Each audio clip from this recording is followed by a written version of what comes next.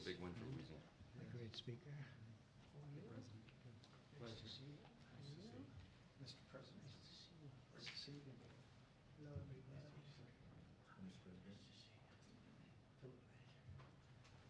Okay, we have a beautiful announcement to make.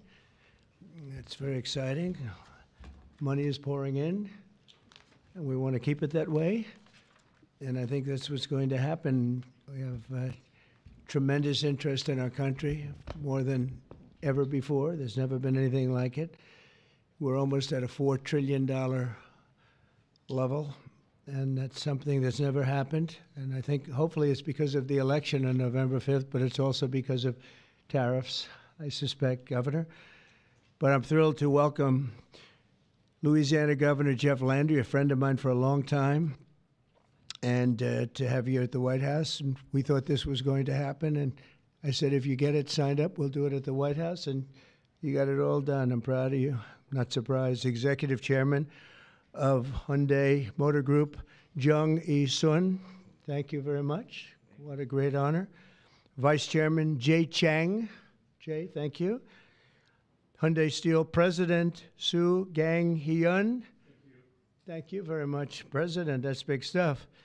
And former Ambassador Sung Kim. Thank you very much. Great honor to have all of you.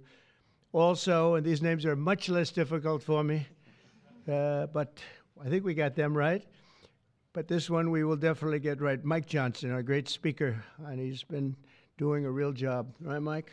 It's an easy job, isn't it? Oh, House Majority Leader Steve Scalise. Steve, doing all right, Steve. I tell you, he went through a lot, and he's stronger than ever. Louisiana Speaker Philip Duvalier.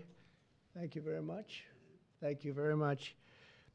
Senate President Cameron Henry, State Representative Ken Brass, State Senator Ennie Lambert, and Ascension Parish President Clint Coint-Ment. Thank you all very much. Thank you very much. Great honor. Great to have you with us. Today we're delighted to report that Hyundai is announcing a major $5.8 billion investment in American manufacturing. In particular, Hyundai will be building a brand new steel plant in Louisiana, which will produce more than 2.7 million metric tons of steel a year, creating more than 1,400 jobs for American steelworkers. And then there'll be major expansion after that. This will be Hyundai's first ever steel mill in the United States, one of the largest companies in the world, by the way, supplying steel for its auto parts and auto plants in Alabama and Georgia, which will soon produce more than 1 million American-made cars every single year. The cars are coming into this country at levels never seen before. Get ready. This investment is a clear demonstration that tariffs very strongly work, and I hope other things also, but the tariffs are bringing them in at levels that have not been witnessed. Hyundai will be producing steel in America and making its cars in America, and as a result, they'll not have to pay any tariffs. You know, there are no tariffs if you make your product in America, so it's something that's why so many people are coming. As you know, we have from Taiwan, the biggest chip manufacturer in the world, is coming in with $200 billion, and we have a lot of people coming and plants coming and companies coming that never would have been here, never would have even thought about it. The new steel plant in Louisiana is part of an even larger $21 billion investment Hyundai will be making in the United States over the next couple of years. The company will also be massively increasing its auto manufacturing in Georgia and investing billions of dollars in advanced American technology companies. And what I'd like to do is I'd like to ask the executive chairman to say a few words, and it's a great honor to have Hyundai, a truly great company. Thank you very much. Thank you very much.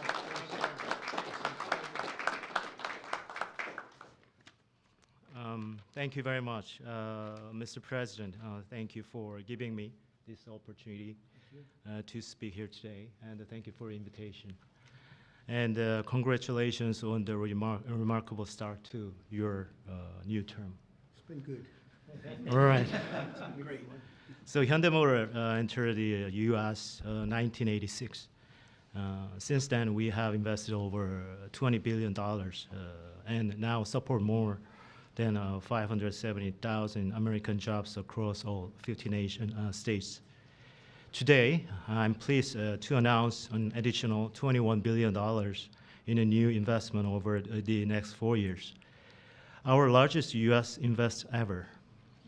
A key part of this commitment is our $6 billion investment to strengthen the U.S. supply chain from steel and parts to automobiles. We are especially excited about Hyundai Steel's multi-billion investment in a new facility in Louisiana, which will create 1,300 American jobs and serve as the foundation for a more self-reliant and secure automotive supply chain in the U.S. To mark this milestone, we are honored to visit President Trump alongside Governor Landry and Speaker Johnson and Leader Scalise, deepening our partnership with the United States and reinforcing our shared vision for American industrial leadership. And this week, we are also proud to open our new $8 billion auto plant in Georgia. With this, our U.S. vehicle production will exceed 1 million units per year, as President mentioned. Our decision to invest in Savannah, Georgia, creating more than 8,500 American jobs, was initiated during my meeting with President Trump in Seoul in 2019. That's right. Yeah, and after that, 2020 in Davos, I mentioned about the new plant. So American Jobs was initiated during at the time. Now, as we proudly mark the completion of this transformative project, coincides with the beginning of President Trump's second term, making this moment even more special. Thank you. Yeah. Furthermore, HMG will purchase $3 billion worth of U.S. LNG to support America's energy industry and enhance our energy security. All of these efforts will accelerate the localization of our supply chain in the U.S., expand our operations, and grow our American workforce. With your leadership, Mr. President, Hyundai Motor Group is proud to be a stronger partner in America's industrial future. I'd like to personally invite you to visit one of our state-of-the-art manufacturing facility and see firsthand our commitment to the United States and our American workers. Right. So thank you to our American partners and employees and communities. We are really proud to stand with you and proud to build the future together. Thank you. Well, thank you very much. I thought maybe we have our great speaker, and we have two very good friends, Mike and Steve, and you come from a certain state that we're talking about right now that we love, and I've done very well there. I've always won by a lot. I love that state, so I was happy to hear about it. That's why I said, come on over. But Mike, would you and Steve like to say a few words, please? Sure. Thank you, Mr. President. We're excited. It was mentioned earlier what a great start we've had to your second term, and we're just getting started. Everyone should know that. There'll be more of this because it's the policies that are bringing about the great growth, and it's about leadership. And we have a strong new leader back in the White House, and it makes a big difference because everybody around the world is seeing that, and everyone around the country is applauding it.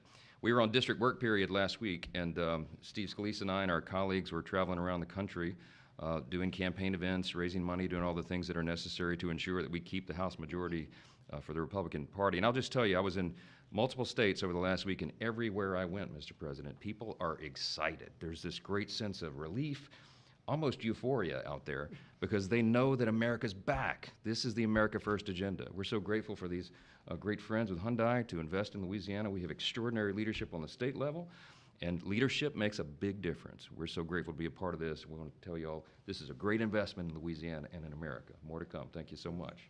Steve? Thank you. Well, thank you again, Mr. President, for opening up the White House to this great group. Governor Landry has brought the same kind of energy to the governor's mansion in Louisiana that President Trump has brought to the nation in the White House. Some people marvel at President Trump's stamina. Over the weekend, both Saturday and Sunday, we spoke by phone on some different legislative initiatives that we're working on with Speaker Johnson to continue moving the agenda forward. Those very things that President Trump ran on, he's delivering for the American people. And this announcement by Hyundai is one more example of how that agenda that President Trump ran on to make America first again is working for the American people.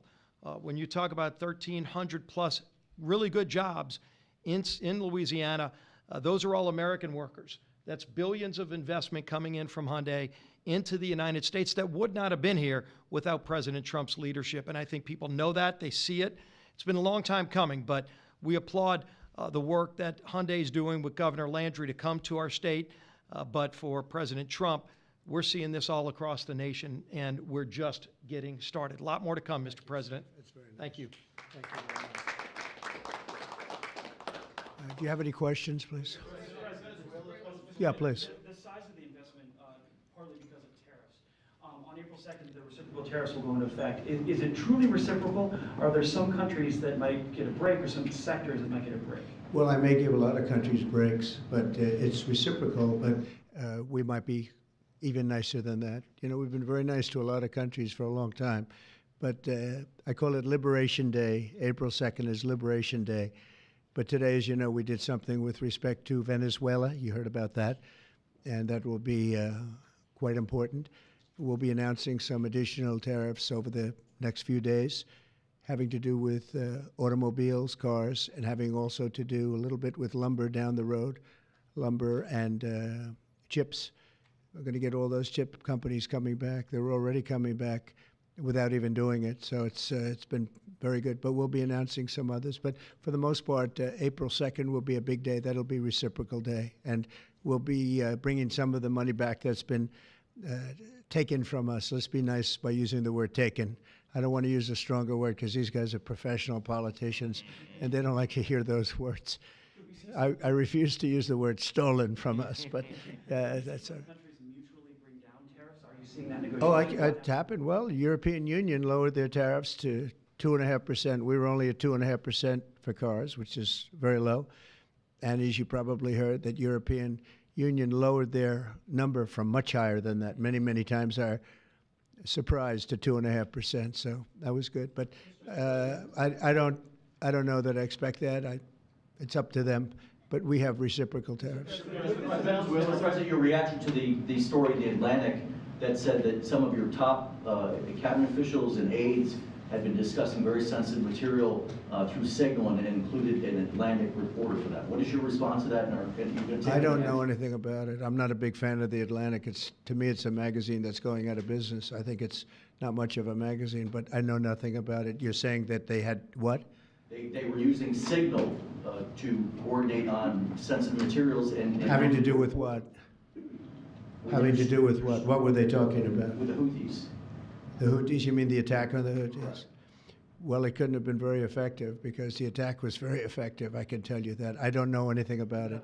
You're telling me about it for the first time. Anybody else? This announcement on Hyundai, is this a blueprint for you for other automakers to come to the United States to do what Hyundai was doing and investing so much in Louisiana and creating these new jobs? Absolutely. That's a nice question from you. That's a shocking question, how nice it is, huh? That's okay. That's a question that's a good question, actually. Yeah, sure. Hyundai's a great company. We have other great companies coming in, and we have some that are going to be staying here and very much expanding. And we have tremendous interest in every business. I can't just say automobiles, but automobiles is a big one. And yeah, this is the beginning of a lot of things happening. We've had, as you know, Apple's announced a $500 billion investment, and other companies have announced $250, $300 billion. But we're well into the $3 and $4 trillion mark, which has never happened to our country before. What it really means is jobs. All we care about is jobs, right? We care about quality and quality of life and safety and security, but we care about jobs. And they're going to have we have a lot of people coming in. Governor Landry, if I may, Governor Landry, I would go love to ahead. ask Governor Landry a question, if you Go don't ahead. mind. How did you convince Hyundai to come to your great state? How did you convince them to come to Louisiana? It was easy. I told him we were going to have a great president this year, right? Look, again, I think that this is Americans seeing the America First policy in action, right? It's not just promises, it's about action. And not only and I appreciate their patience, because all last year, many of these legislators, the Speaker and the Senate President, we worked on making Louisiana as friendly for business as the president is making America. We worked on public safety. We worked on educational reform, which the president's been working on. We worked on tax reform, historic tax reform. And what I can tell you is, to echo what the president said, in Louisiana right now, I believe before the summer's over, we'll have $50 billion worth of construction projects going on in Louisiana. That is a record, Mr. President. It has never happened under any other president, under any other administration. And I can only look at the leadership that he has brought, not only to the White House, but to the world as well. And so to have these executives come here and say, hey, we want to invest in America, because for decades now, what Americans have seen is jobs being offshored rather than onshored. And today's announcement is exactly that. This is a message for all America that this president and their governors out there care about the American worker. And I have to tell you that if you have any trouble getting permits, which you won't, come see me. I'll get them for you immediately. All right? But you're not going to have any trouble. You know, we had, when I first got involved in this world of politics, when I went down to Louisiana, you know, the two big LNG plants, and they were stuck for 14 years. They tried to get permits, and these were $12 billion and I think $15 billion plants. And they were working on it for 14 years in one case, I think 13 or 14 in the other. And I was able to get them in less than a week. And they were shocked. And probably some consultant got a lot of money for doing it, but nobody spoke to me about it other than this gentleman at the time. He mentioned it, and he did. They were in very much different positions, but they wanted to see if we could break the logjam. And I got it done. In one case, I actually got it done in one day. And the other case, I didn't do as well. It took a full week. And they built, and they're up, and they're very successful now. That was a long time ago, but we got it done immediately. You'll have no trouble getting your permits, I guarantee. These people you're dealing with are top of the line. Okay? But just in case, call me. On the Venezuela tariffs that you announced earlier today, sir, Yes. you said it's 25% for any country that does business That's right. with Venezuela. If they Is it- buy their oil from Venezuela, they have to pay a 25% tariff to do business with the United States. Is that on top of existing tariffs? So, for example, China buys a Yes, lot of that oil. would be a top of existing. 45% That would tariffs mean, on China yep, next week. that's on top of existing tariffs, yes. And so also next week, April 2nd, as you said, Liberation Day. Is that going to be sector tariffs as well as reciprocal tariffs? It's going to be Or everything, yeah. It's going to be everything, but not all tariffs are included that day. For instance, we'll do some, as you know, we have already done steel and aluminum, and that's at a 25% level. And we are going to be doing automobiles, which you've known about for a long time. We'll be announcing that fairly soon, over the next few days probably. And then April 2nd comes, that'll be reciprocal tariffs. But we may take less than what they're charging because they've charged us so much, I don't think they could take it. In other words, they've charged us so much that I'm embarrassed to charge them what they've charged us, but it'll be substantial. And you'll be hearing about that on April 2nd. And it will be Liberation Day because we'll be taking in large amounts of money for our country, and that's lower taxes and all of the things that are good, and jobs, a lot of jobs. And what's your message to the big corporate clients of the big law firms that you've targeted with your executive orders? Do you want those big corporate clients to find new lawyers? I just think that the law firms have to behave themselves, and we've proven that. We have others that want to make a settlement also. They, having to do with the election and other things, they behave very badly, very wrongly, and I appreciate the one, you know, these are the biggest firms, and they all came back realizing that they did wrong, and that's why they're doing this. So I just think they have to behave. We have to straighten out our country. We have to straighten out our elections. Our elections are very dishonest, very corrupt, and we have to straighten it out. And it's so easy to do it. And we should go to paper ballots. We should go to one-day voting. We should go to voter ID. And just one other thing, proof of a thing called citizenship in the United States. Wouldn't that be nice? How simple does that sound? Proof of citizenship, voter ID, one-day voting, and paper ballots. You know, paper ballots are very secure. They have watermark paper. It's very intricate stuff. It's very technologically advanced, even though it's paper. And you'd have no trouble. You wouldn't have dishonest elections, and you'd have them all done by 10 o'clock in the evening. You know, France went to that, and not that I want to copy anybody, but many others have also, and they had 38 million votes, and it was all done at 10 o'clock. They had a winner, they had a loser, that was it. Nobody was complaining. And they had it backed up with paper, and it's so easy to do. The other thing, you'd save about, this would cost you about 8% of what the machines cost. So the paper would be much less expensive. So if you're looking to save some money, that's a good way to save it. So it's a shame that we've gone through it. We've gone through a bad election, really bad election. The election was so bad. And think of it. You wouldn't have had the October 7th disaster with Israel. You wouldn't have had Russia and Ukraine, because that would have never happened. You wouldn't have had inflation. You wouldn't have had the type of withdrawal from Afghanistan that you witnessed, which was probably one of the primary reasons that Russia went into Ukraine. They saw that mess, how badly it was handled. They said, wow, this is a paper tiger that was handled by incompetent people. But that wouldn't have, we would have been out, but we would have kept Bagram, the big air base, which is 1 hour away from China where they make their nuclear weapons. Would have been nice to have it, but now, you know who has it now? China has it.